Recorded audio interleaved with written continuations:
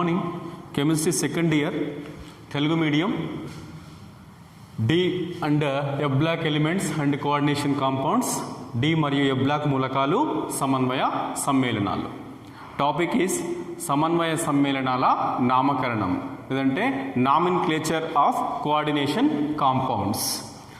Yes, organic compounds మాదిరిగానే coordination కాంపౌండ్స్కి కూడా పేర్లు పెట్టడానికి నామిన్క్లేచర్లో నామకరణంలో ఐయుపిఎస్సి పాత్ర అనేది ఉంటుంది. Okay, IUPAC International Union of Pure and Applied Chemistry సమన్వయ సమ్మేళనాలకు సంబంధించి నామకరణానికి కొన్ని రూల్స్ని ఏర్పాటు చేసింది. అంటే ఈ రూల్స్ని బేస్ చేసుకొని సమన్వయ సమ్మేళనాలకు పేర్లని సూచించాల్సి ఉంటుంది. ఓకే, ఎస్, వీటికి సంబంధించి మొదటగా ఒక సమన్వయ సమ్మేళనానికి ఐయుపిఎస్సి ఇచ్చినటువంటి నియమాలకు సంబంధించి సమన్వయ సమ్మేళనానికి పేరును సూచించేటప్పుడు ధనావేశిత భాగాన్ని మొదటగా తీసుకొని రుణావేశిత భాగాన్ని చివరగా తీసుకోవాలి. అంటే ఫర్ ఎగ్జాంపుల్ ఇది ఒక సమన్వయ సమ్మేళనం అనుకుంటే ఈ సమన్వయ సమ్మేళనాన్ని నీటిలో కరిగిస్తే ఫస్ట్ ఎస్ మనకి ఇక్కడ మనకి రెండు భాగాలుగా విడిపోతుంది. పొటాషియం అయాన్లుగా మనకు నెక్స్ట్ వన్ సమన్వయ సమ్మేళనంలో ఇక్కడ కోఆర్డినేషన్ స్పియర్ తోటి ఒక అయాన్ని ఫామ్ చేస్తుంది. అంటే దీన్ని నీటిలో కరిగించినప్పుడు పొటాషియం అయాన్లు ఏర్పడతాయి, దెన్ తర్వాత రుణావేశిత భాగం ఏర్పడుతుంది. కాబట్టి పొటాషియం అయాన్లు అనేవి ధనావేశిత భాగం కాబట్టి సమన్వయ సమ్మేళనానికి పేరును సూచించేటప్పుడు మొదటగా ధనావేశిత భాగానికి పేరు సూచించి తర్వాత రుణావేశిత భాగానికి పేరును రాయాల్సి ఉంటుంది. దానిలో భాగంగా ఈ సమ్మేళనానికి పొటాషియం అంటే ఇక్కడ ధనావేశిత భాగం పొటాషియం హెక్సాసైనోఫెర్రేట్ 3 ఇది దీనికి సంబంధించినటువంటి నేమ్. అంటే పొటాషియం అనేది ధనావేశిత భాగం అయితే దెన్ ఇది రుణావేశిత భాగం. ఓకే, నెక్స్ట్ వన్ రెండవ నియమంగా చెప్పాలి అనుకున్నప్పుడు ఎస్, ఒకవేళ సమన్వయ సమ్మేళనం అనేది పూర్తిగా మనకి కోఆర్డినేషన్ స్పియర్లో ఉంది అనుకున్నప్పుడు, కోఆర్డినేషన్ స్పియర్లోనే ఉంది అంటే ఎలాంటి కౌంటర్ అయాన్స్ లేవు. ఓకే, కౌంటర్ అయాన్స్ లేకుండా పూర్తిగా మనకి సమన్వయ ఇక్కడ మన మండలంలోనే ఉన్నప్పుడు దీనికి పేరు రాసేటప్పుడు మొదటగా ఏంటి అని అంటే లైగాన్ల పేర్లను తీసుకోవాలి. లైగాన్ల పేర్లని సూచించిన తర్వాత ఫార్ములా రాసేటప్పుడేమో కేంద్రలోహ అయాన్ని మొదటగా రాస్తాం. ఫార్ములా రాసేటప్పుడు కేంద్రలోహ అయాన్ని మొదటగా రాసి దాని తర్వాత లైగాన్లని మనకి బ్రాకెట్లో రాసుకుంటాం. ఓకే, కానీ అదే దానికి పేరు పెట్టేటప్పుడు మాత్రం లైగాన్లని మొదట సూచించిన తర్వాత కేంద్రలోహ అయాన్ యొక్క పేరుని వ్రాయాలి. ఓకే, సమన్వయ మండలంలోని భాగానికి పేరుని సూచించేటప్పుడు లైగాన్ల పేర్లను మొదటగా రాసి కేంద్రలోహ అయాన్ పేరును తర్వాత రాయాలి. అంటే ఫార్ములా రాసేటప్పుడేమో కేంద్రలోహ అయాన్ని మొదటగా రాసి తర్వాత లైగాన్లను రాస్తాం, కానీ పేరు పెట్టేటప్పుడు మాత్రము లైగాన్ల యొక్క పేరుని మొదటగా రాసి తర్వాత కేంద్రలోహ అయాన్ యొక్క పేరును రాయాల్సి ఉంటుంది. Okay, tetracarbonyl nickel 0. Yes, next one third నియమంగా లైగాన్లు అన్నీ సజాతీయమైనప్పుడు, అంటే ఇప్పుడు లైగాన్లు మొదటగా తీసుకొని తర్వాత కేంద్రలోహ అయాన్ని తీసుకుంటున్నాం కదా, అయితే ఈ లైగాన్లు అనేవి అన్నీ కూడా సజాతీయమైనప్పుడు, అన్నీ ఒకే రకానికి చెందినప్పుడు ఇక్కడ మనకి 4 లైగాన్లు కూడా ఒకే రకమైనవి. ఓకే, 4 లైగాన్లు కూడా కార్బన్ మోనాక్సైడ్, వేరే అటువంటి మాలిక్యూల్స్ లేవు. కాబట్టి లైగాన్లు అన్నీ సజాతీయమైనవి అయినప్పుడు వాటి సంఖ్యను di, tri, tetra, penta, hexa వంటి ప్రిఫిక్సెస్ని వాడాల్సి ఉంటుంది వాటి యొక్క నెంబర్ని సూచించేటప్పుడు. అంటే ఇక్కడ మనకి ఇవన్నీ కూడా సజాతీయ ఒకే రకానికి చెందినటువంటి లైగాన్లు కాబట్టి వీటి సంఖ్యని సూచించడానికి అవి ఎన్ని ఉన్నాయో 2 ఉంటే డై, 3 ఉంటే ట్రై, టెట్రా, పెంటా, హెక్సా 6 లైగాన్లు 6 మోనోడెంటేట్ లైగాండ్స్ దెన్ మనకి ఉన్నట్లయితే మనకి వాటి యొక్క సంఖ్యని సూచించడానికి హెక్సా అని చెప్పాలి. 4 ఉంటే టెట్రా అని చెప్పాలి. Okay, next one. సో లైగ్యాండ్లు ఒకటి కన్నా ఎక్కువ రకాలు ఉన్నప్పుడు, అంటే ఒకటి కన్నా ఎక్కువ రకాలు ఉన్నప్పుడు వాటి పేర్లను రాసేటప్పుడు ఆల్ఫాబెటికల్ ఆర్డర్ని పాటించాల్సి ఉంటుంది. ఇక్కడ ఒకే రకానికి చెందినవి కాబట్టి సింపుల్గా ఇక్కడ మనం ఏం చెప్పినాం, వీటి యొక్క నెంబర్ని నెంబర్ని బేస్ చేసుకొని ఇక్కడ 4 కాబట్టి 4 లైగ్యాండ్లు ఉన్నాయి కాబట్టి టెట్రా కార్బోనిల్ నికెల్ 0 అని చెప్పినాం. అలా కాకుండా 2 రకాలై ఉన్నాయి. ఫర్ ఎగ్జాంపుల్ ఇక్కడ మనకి లైగ్యాండ్స్లో ఇక్కడ మనకి చూడండి, CONH3 టేకెన్ 4 Cl2. ఈ కోఆర్డినేషన్ కాంపౌండ్కి అంటే ఈ అయాన్ సంశ్లిష్ట అయాన్ని చూసినప్పుడు ఈ సంశ్లిష్ట అయాన్లో ఎన్ని రకాలు ఉన్నాయి, 2 రకాల లైగ్యాండ్స్ ఉన్నాయి. అంటే ఒక సమన్వయ మండలము ఒకటి కంటే ఎక్కువ రకాలైనటువంటి లైగ్యాండ్లను కలిగి ఉన్నప్పుడు ఆ లైగ్యాండ్ల పేర్లను సూచించడానికి మనం ఏ పద్ధతి ఫాలో కావాలి అంటే ఆల్ఫాబెటికల్ ఆర్డర్ని ఫాలో కావాలి. అంటే ఆ లైగ్యాండ్ల పేర్లలో మొదటగా వచ్చేటువంటి ఆల్ఫాబెటికల్ ఆర్డర్ని బేస్ చేసుకొని తీసుకోవాలి. వాటి యొక్క ఛార్జ్తో సంబంధం లేకుండా జస్ట్ వాటి పేర్లలో ఉన్నటువంటి ఫస్ట్ లెటర్ ఏది ముందు వస్తే దాన్ని మొదటగా తీసుకుంటాం, ఆల్ఫాబెటికల్ ఆర్డర్ని ఫాలో అవుతాం. అయితే ఇక్కడ ఈ సంశ్లిష్ట అయాన్ యొక్క పేరు పెట్టాలి అనుకున్నప్పుడు మనకి ఇచ్చింది దీంట్లో కౌంటర్ అయాన్స్ ఏమీ లేవు, జస్ట్ సమన్వయ మండలం ఉంది, సమన్వయ మండలం మీద ఛార్జ్ ఉంది. ఓకే, ఇందులో ఈ సమన్వయ మండలంలో 2 రకాల లైగ్యాండ్స్ ఉన్నాయి. అవేంటేంటి, అమోనియా అండ్ క్లోరో లైగ్యాండ్స్ ఉన్నాయి. ఉన్నప్పుడు మనకి అమోనియా క్లోరోలో ఏది ఫస్ట్ వస్తుంది అన్నప్పుడు ఆల్ఫాబెటికల్ ఆర్డర్లో మనకి అమైన్స్ ఫస్ట్ వస్తాయి కాబట్టి వస్తాయి కాబట్టి దెన్ వీటి యొక్క ప్రిఫిక్సెస్కి మనకి తీసుకునేటప్పుడు వాటినే చూడొద్దు, వాటితో పని లేదు మనకి. టెట్రా కార్బన్ ఇలా అంటున్నాం కదా, అలా కాకుండా మనకి టెట్రా అనే దాంతో సంబంధం లేకుండా అమోనియా అండ్ క్లోరో వీటిలలో ఏది ఫస్ట్ వస్తుంది ఆల్ఫాబెటికల్ ఆర్డర్లో చూసుకోవాలి. అమోనియా ఫస్ట్ వస్తుంది కాబట్టి A. Okay, next one C కాబట్టి ఫస్ట్ ఇదే కాబట్టి దీన్ని తీసుకోవాలి. Okay, tetra ammine dichloro cobalt 3 ion. Tetra ammine dichloro cobalt 3 ion. Next one, ఇక్కడ మీకు 4 అమోనియా లైగ్యాండ్స్ ఉన్నాయి. నెక్స్ట్ వన్ క్లోరో ఉంది, బ్రోమో ఉంది. ఓకే, మనకి ఈ కండిషన్లో మన ఆల్ఫాబెటికల్ ఆర్డర్ని ఫాలో కావాలి. ఏంటి, మనకి అమైన్స్ ఫస్ట్ వస్తాయి కాబట్టి ఏ కాబట్టి ఫస్ట్గా తీసుకోవాల్సి ఉంటుంది. Tetraammine bromo chloro BC. Okay, బ్రోమోలో B ఉంది, సెకండ్ వస్తుంది, తర్వాత మనకి C థర్డ్ వస్తుంది. Tetraammine bromo chloro cobalt 3 ion. Ion అని ఎందుకన్నాము అనంటే ఈ కోఆర్డినేషన్ స్పియర్ మనకి ఇచ్చినటువంటి సంశ్లిష్ట సమ్మేళనము అయానిక రూపంలో ఉంది. అంటే కోఆర్డినేషన్ స్పియర్ ధనావేశాన్ని కలిగి ఉంది. ధనావేశమైన రుణావేశమైన జనరల్గా మనకి ఈ విధంగా అయానిక్ ఫామ్లో వచ్చినప్పుడు అయాన్ అనేది మెన్షన్ చేయాల్సి ఉంటుంది. Okay, tetraammine bromo chloro cobalt 3 ion. 3 అనేది కోబాల్ట్ సంబంధించినటువంటి ఆక్సీకరణ సంఖ్య. ఓకే, దెన్ నెక్స్ట్ వన్, ఇక్కడ మనం క్లోరో బ్రోమో అంటున్నాం, దీన్నేమో అమైన్ అంటున్నాం.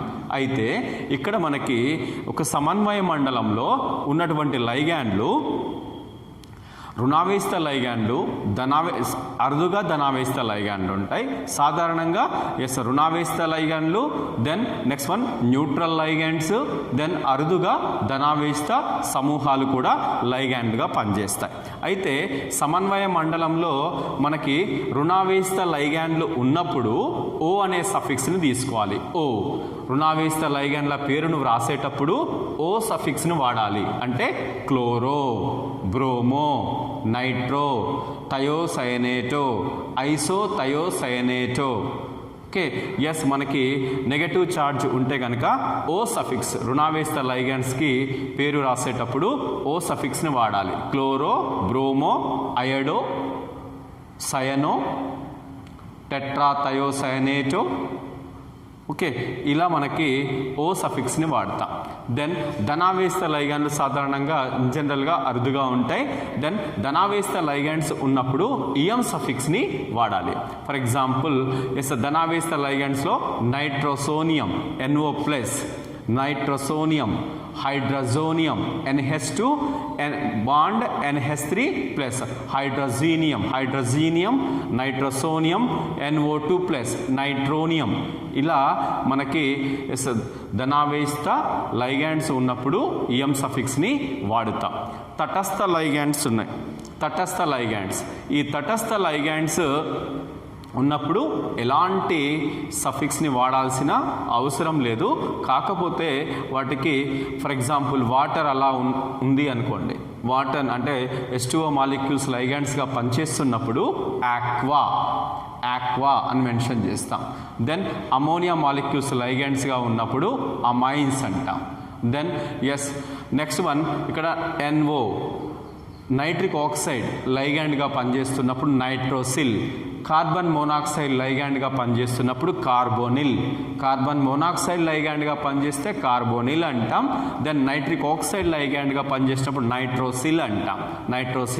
వాటర్ ఉంటే మనకి అక్వా అంటాం.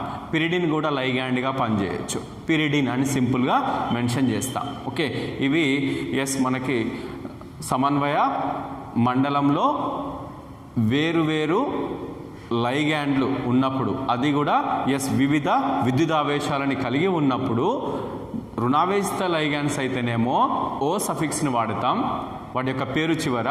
దెన్ ధనావేశ లైగాండ్స్ అయితేనే వాటి పేరు చివర ఇయం సఫిక్స్ని వాడతాం. దెన్ తర్వాత నెక్స్ట్ వన్ న్యూట్రల్ అయితే ఎలాంటి సఫిక్స్ ఉండదు. ఓకే, దెన్ తర్వాత నెక్స్ట్ వన్ కొన్ని పాలీన్యూక్లియర్ కాంప్లెక్సెస్ ఉంటాయి. అంటే ఇక్కడ మనకి CO టెట్రాకార్బోనిల్ నికెల్ ఉంది. Next one CONH3 taken 4Cl2 ఉంది. ఇక్కడ జస్ట్ కేంద్రలోహ అయాన్ అనేది ఒక్కటే, కానీ కొన్ని కోఆర్డినేషన్ కాంపౌండ్స్లో ఒకటి కంటే ఎక్కువ అంటే 2 కేంద్రలోహ అయాన్లు కూడా ఉండవచ్చు. అలాంటి సందర్భాలలో ఆ 2 కేంద్రలోహ అయాన్లని కలిపి ఉంచేటువంటి లైగాండ్స్ని ఏమంటామంటే బ్రిడ్జ్డ్ లైగాండ్స్ అంటాం. ఆ బ్రిడ్జ్డ్ లైగాండ్స్ వాటి పేరు పెట్టేటప్పుడు రాసేటప్పుడు వాటి ముందు మ్యూ అనే గ్రీక్ లెటర్ని వాడాలి. ఫర్ ఎగ్జాంపుల్ ఇక్కడ మీరు చూడొచ్చు, ఒక బ్రిడ్జింగ్ కాంప్లెక్స్ని చూడొచ్చు. NH3 taken 4, CO NH2, then OH CO NH3 taken 4, then is a coordination sphere close చేస్తున్నాం, then NO3 taken twice ఉంది. ఇక్కడ మనకి ఏంటి అని అంటే ఇవి కోబాల్ట్ అనేవి రెండు కూడా మనకి ఇక్కడ కేంద్రలోహ అయాన్లుగా పనిచేస్తున్నాయి. ఈ కేంద్రలోహ అయాన్లని కలపడానికి లైగాండ్స్ ఉన్నాయి. ఇక్కడ NH2 ఉంది, ఇక్కడ OH ఉంది. ఓకే, దెన్ NH2 మైనస్ని అమిడో అంటాం. NH2 మైనస్ని అమిడో అంటాం. దెన్ OH మైనస్ని హైడ్రాక్సో అంటాం. NH-2 ఉంటే imido, NH-2 imido, NH2 minus amido. Okay, then మనకి ఇలా బ్రిడ్జింగ్ లైగెండ్స్ ఉన్నప్పుడు ఆ బ్రిడ్జింగ్ లైగెండ్స్ని సూచించడానికి మ్యూ అనే గ్రీక్ లెటర్ని వాడుతున్నాం. Mu amido, mu hydroxo, bis tetraammine cobalt 2 nitrate. ఇది దీని యొక్క నేమ్.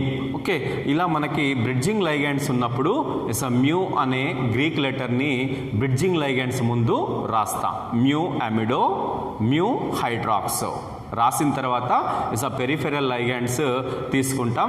చివరగా మనకి కోబాల్ట్ తీసుకొని దాని యొక్క ఆక్సిడేషన్ స్టేట్ రాసిన తర్వాత నెక్స్ట్ వన్ ఇక్కడ ఏంటి అని అంటే కౌంటర్ అయాన్స్ రాస్తాం. ఓకే, ఇది మనం నార్మల్గా నామిన్క్లేచర్లో కోఆర్డినేషన్ కాంపౌండ్స్ నామిన్క్లేచర్ తీసుకునేటప్పుడు వాటి పేరు పెట్టే క్రమంలో మనం రాసుకోవచ్చు. ఓకే, కాకపోతే బ్రిడ్జింగ్ లైగాండ్స్ని ఎప్పుడైనా సరే సూచించేటప్పుడు మ్యూ అనే గ్రీక్ లెటర్ని వాడాలి వాటి పేరు ముందు. Mu amido, mu hydroxo. Suppose 2 bridging ligands are same అయింది అనుకోండి. ఫర్ ఎగ్జాంపుల్ ఇక్కడ కూడా NH2నే ఉంది, NH2నే ఉంది. అలాంటి కండిషన్లో ఏమంటాం, రెండు కూడా సజాతి బ్రిడ్జింగ్ లైగండ్స్ కాబట్టి డై మ్యూ ఎమిడో, డై మ్యూ ఎమిడో అని తీసుకోవాలి. సేమ్ ఉంటే ఎస్ మనకి సేమ్ యాజ్ ఇట్ ఈస్ ఇంతకుముందుకు ఏ విధంగా డై, ట్రై, టెట్రా, పెంటా సజాతి లైగండ్స్ని సూచించడానికి ఎలా అయితే ప్రిఫిక్సెస్ని తీసుకున్నామో సేమ్ యాజ్ ఇట్ ఈస్ అలానే తీసుకుంటాం. ఇక్కడ రెండు సేమ్ అయితే డై మ్యూ ఎమిడో. రెండు డిఫరెంట్ కాబట్టి రెండు పేర్లను కూడా వేరువేరుగా రాస్తాం. Mu amido, mu hydroxo, bis, tetraammine, cobalt, 2 nitrate. Okay, so ఇది దీనికి సంబంధించినటువంటి నామినికేచర్. దెన్ తర్వాత నెక్స్ట్ వన్ యాంబిడెంటేట్ లైగండ్స్లో మనకి యాంబిడెంటేట్ లైగండ్స్ కూడా ఉంటాయి. యాంబిడెంటేట్ లైగండ్స్ అంటే ఏంటి, ఒక లైగండ్లో రెండు దాత పరమాణువులు అంటే రెండు కూడా ఎలక్ట్రాన్ జంటల్ని దానం చేసే సామర్థ్యాన్ని కలిగి ఉన్నప్పటికీ వాటిలో ఏదో ఒక డోనార్, ఏదో ఒక యాటమ్ మాత్రమే ఎలక్ట్రాన్ జంటని కేంద్రలోహ అయాన్కి దానం చేస్తుంది. అలాంటి దాన్ని యాంబిడెంటేట్ లైగండ్ అని పిలుస్తాం. ఓకే, ఈ యాంబిడెంటేట్ లైగండ్స్ చెప్పేటప్పుడు వాటి పేర్లు రాసేటప్పుడు దాని పేరు రాయడంతో పాటుగా ఏది donor atom. Okay, for example NO2 తీసుకున్నాం అనుకోండి. NO2లో నైట్రోజన్ ఎలక్ట్రాన్ జంటని డొనేట్ చేయగలిగితే దాన్ని నైట్రో అని మెన్షన్ చేస్తాం. ఓకే, NO2 ఇక్కడ ఈ NO2 అనేది నైట్రో అనేది ఎస్ మనకి ఇక్కడ నైట్రో NO2 మైనస్. ఇక్కడ మనకి NO2 అనేది ఎలక్ట్రాన్ జంటని నైట్రోజన్ మరియు ఆక్సిజన్ రెండు కూడా డొనేట్ చేయగలవు. ఓకే, అలాంటి సందర్భంలో ఎస్ మనకి నైట్రో ఎలక్ట్రాన్ జంటని డొనేట్ చేస్తే దాన్ని నైట్రోగా మెన్షన్ చేస్తాం. దెన్ అలా కాకుండా మనకి మెటల్ అయాన్కి ON ఇలా. Okay, then ONO nitrito, oxygen electron జంటను డొనేట్ చేస్తే నైట్రైటో అంటాం. దెన్ నైట్రోజన్ ఎలక్ట్రాన్ జంటను డొనేట్ చేస్తే నైట్రోగా చెప్తాం. అలాంటి సందర్భంలో ఏది ఎలక్ట్రాన్ జంటని డొనేట్ చేసింది ఆ డోనార్ యాటమ్ యొక్క సింబల్ని బ్రాకెట్లో రాయాల్సి ఉంటుంది. ఓకే, దెన్ యాంబిడెంటేట్ లైగండ్స్ ఉన్నప్పుడు ఎలక్ట్రాన్ డోనార్ యాటమ్ సింబల్ని సూచించాలి. ఏది నైట్రోజనా ఆక్సిజనా అనేది ఆ యాటమ్ యొక్క సింబలు హైఫన్ పెట్టేసి చూపించాల్సి ఉంటుంది. ఓకే, దెన్ నెక్స్ట్ వన్ ఇంకొకటి సమన్వయ మండలము రుణావేస్త భాగం అయింది అనుకోండి. సమన్వయ మండలము రుణావేస్త భాగమైనప్పుడు లోహ అయాన్కి 8 అనే సఫిక్స్ని చేర్చాలి.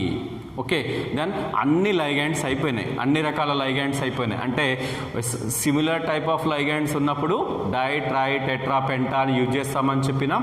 డిఫరెంట్ టైప్స్ ఆఫ్ లైగండ్స్ ఉన్నప్పుడు ఆల్ఫాబెటికల్ ఆర్డర్ని ఫాలో అవుతామని చెప్పినాం. దెన్ తర్వాత లైగండ్స్ అనేవి యాంబిడెంటేట్ లైగండ్స్ ఉన్నప్పుడు ఏ యాటమ్ అనేది డోనార్ యాటమ్గా పనిచేసిందో దాని యొక్క సింబల్ని రాయాలని చెప్పినాం. దెన్ తర్వాత బ్రిడ్జింగ్ లైగండ్స్ ఉన్నప్పుడు మ్యూ అనే గ్రీక్ లెటర్ని మనకు బ్రిడ్జింగ్ లైగండ్ ముందు రాయాల్సి ఉంటుంది అని చెప్పినాం. దెన్ తర్వాత లైగండ్స్ అనేవి డిఫరెంట్ చార్జెస్ ఉన్నప్పుడు, నెగటివ్ చార్జ్ ఉన్నప్పుడు O సఫిక్స్ని వాడతామని, పాజిటివ్ చార్జ్ ఉన్నప్పుడు EM సఫిక్స్ని వాడతామని, న్యూట్రల్ ఉన్నప్పుడు సింపుల్గా దానికి ఎలాంటి సఫిక్స్ ఉండదని చెప్పినాం. ఓకే, ఈ లైగండ్స్కి సంబంధించి వాటి యొక్క నామెన్క్లేచర్ పూర్తయిన తర్వాత మనం ఇప్పుడు కోఆర్డినేషన్ కాంపౌండ్లో కేంద్రలోహ అయాన్ ధనావేశిత భాగం ఉందా రుణావేశిత భాగంగా ఉందా అనేది చూడాల్సి ఉంది. ఓకే, సమన్వయ సమ్మేళనంలో ఈ సమన్వయ మండలము అనేది రుణావేశిత భాగంగా ఉన్నప్పుడు మనం ఏం చేయాలి అని అంటే నామెన్క్లేచర్లో కేంద్రలోహ అయాన్కి ఏట్ అనే సఫిక్స్ని చేర్చాల్సి ఉంటుంది. ఫర్ ఎగ్జాంపుల్ ఇక్కడ చూడండి K3FeCN6లో ఓకే ఫస్ట్ ధనావేస్త భాగాన్ని ఫస్ట్ రాస్తాం, తర్వాత రుణావేస్త భాగాన్ని తీసుకుంటాం. రుణావేస్త భాగం ఏంది, ఇక్కడ సమన్వయ మండలం రుణావేస్త భాగంగా ఉంది కాబట్టి మనకి హెగ్జాసైనోఫెర్రేట్ అంటే మనకి ఐరన్ లాటిన్ నేమ్ ఫెర్రమ్. ఈ ఫెర్రమ్కి ఏట్ అనే సఫిక్స్ని చేరుస్తున్నాం. హెగ్జాసైనోఫెర్రేట్ అనేది అంటే ఒక కోఆర్డినేషన్ అన్ని లైగాండ్స్ యొక్క నామెన్క్లేచర్ పూర్తయిన తర్వాత సమన్వయ మండలము అనేది ధనావేస్త భాగంగా ఉందా రుణావేస్త భాగంగా ఉందా అని చూడాలి. రుణావేస్త భాగంగా ఉంటే మాత్రం కేంద్ర లోహ అయానికి ఏట్ అనే సఫిక్స్ని చేర్చాల్సి ఉంది. ఫెర్రేట్ హెగ్జాసైనోఫెర్రేట్ 3. ఓకే దెన్ తర్వాత నెక్స్ట్ 9th వన్ కేంద్రలోహ అయాన్ యొక్క ఆక్సీకరణ సంఖ్య ఫెర్రేట్ 3 అని అంటున్నాం. 3 ఏంటి ఇక్కడ కేంద్రలోహ అయాన్ యొక్క ఆక్సీకరణ సంఖ్య.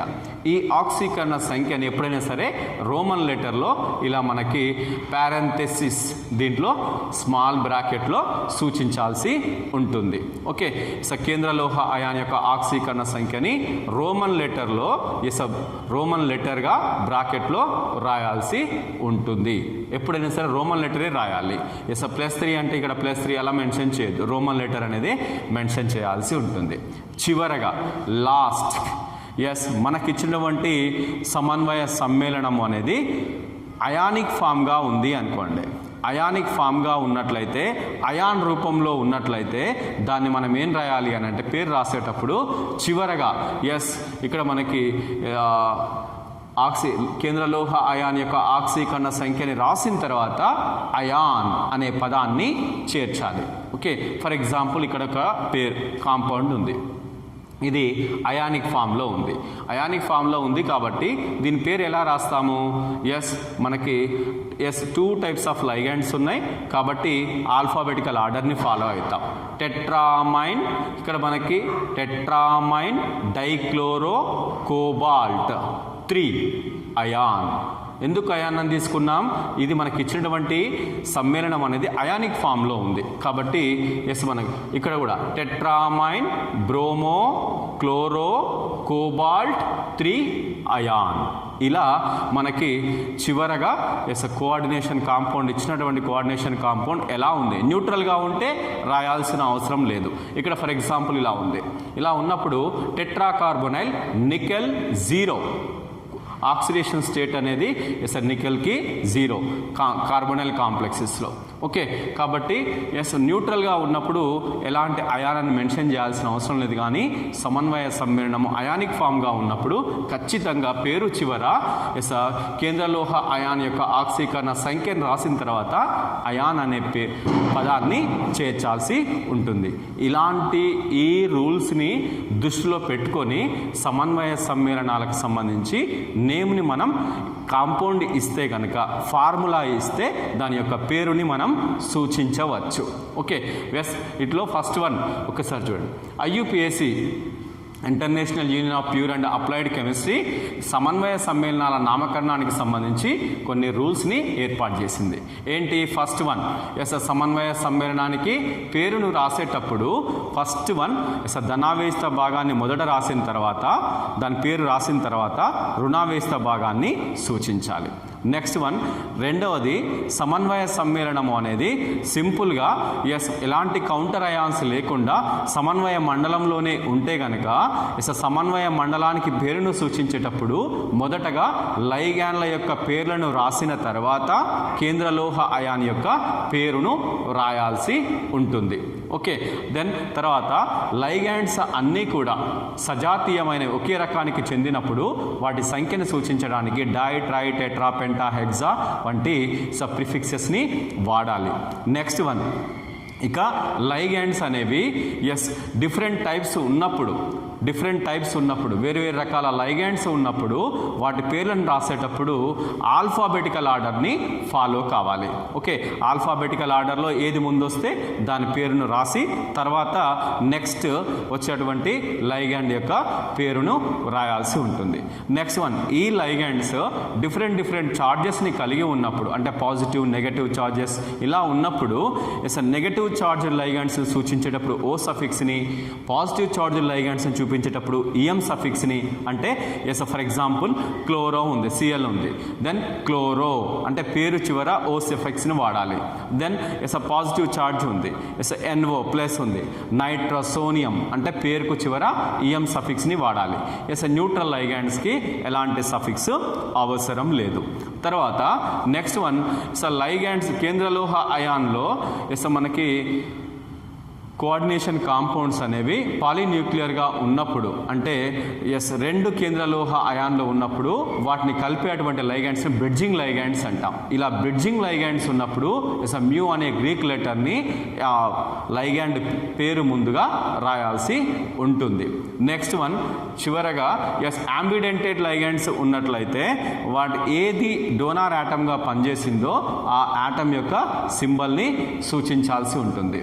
తర్వాత చివరగా అంటే ఈ లైగాండ్స్ యొక్క నామినిక్లేచర్ పూర్తయిన తర్వాత సమన్వయ మండలము రుణావేశిత భాగమైనట్లయితే, ఒక సమన్వయ సమ్మేళనంలో ధనావేశిత భాగం ఉంటుంది, రుణావేశిత భాగం ఉంటుంది. అయితే సమన్వయ మండలము అనేది రుణావేశిత భాగంగా ఉన్నప్పుడు దానికి కేంద్రలోహ అయాన్కి 8 అనే సఫిక్స్ని యాడ్ చేయాల్సి ఉంటుంది. దెన్ తర్వాత చివరగా ఇక్కడ కేంద్రలోహ అయాన్ యొక్క ఆక్సీకరణ సంఖ్యని రోమన్ లెటర్ని వాడాల్సి ఉంటుంది. సూచించడానికి రోమన్ లెటర్ని తీసుకోవాలి. 2 ఉంటే రోమన్ లెటర్ 2 పెట్టాలి, 3 ఉంటే 3, 4 ఉంటే 4. ఓకే, కేంద్రలోహ అయాన్ యొక్క ఆక్సీకరణ సంఖ్యను దానికి పేరు చివర మనకి పారెంథసిస్ లో దెన్ రోమన్ లెటర్ని చూపించాల్సి ఉంటుంది. దెన్ తర్వాత సమన్వయ సమ్మేళనం అనేది అయానిక్ ఫామ్లో ఉన్నప్పుడు అయాన్ అనే పదాన్ని చేర్చాలి. ఇవి IUPAC సమన్వయ సమ్మేళనాల నామినిక్లేచర్కి సంబంధించి, నామకరణానికి సంబంధించి రూల్స్.